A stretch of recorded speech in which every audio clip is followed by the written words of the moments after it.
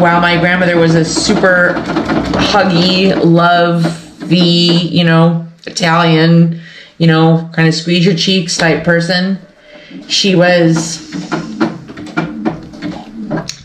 hard as steel. And I think about her not just when I sew, but in the rest of my life. You know,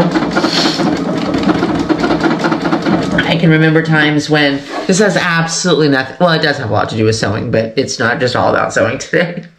I can remember having times when I had the business that I did in Northern California and having really, like, just, you know, a really rough time, you know, in the, I don't know, early 2000s, like 2007, 2008, 2009, 2010, you know, those years were hard years for everybody. You know, the economy went through the mortgage crisis and all that kind of stuff, and it was just hard. It was hard for everybody, and I just felt like I just was not getting I just struggled to get my feet underneath me in the business that I was in.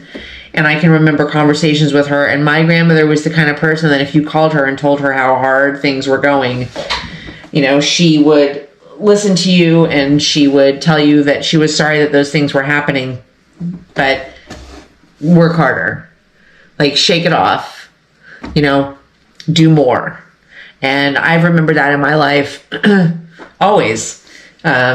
You know, when stuff is hard, sometimes you just have to do more, work harder. It'll be okay. You know, just put your head down. And after my grandmother passed, and even beforehand, my mom has that same, you know, my mom is very loving, but she's also the kind of person that will call you up and say, it's gonna be okay, just get up, brush yourself off, and get back to it. Work hard, it'll be okay. And I don't know, my grandmother, my mom, they've never discouraged me from, you know, we've been self-employed for all of my adult life. And they never, I don't know, they've never discouraged me from that. They always just ever told me to work harder, do more, it'll be okay.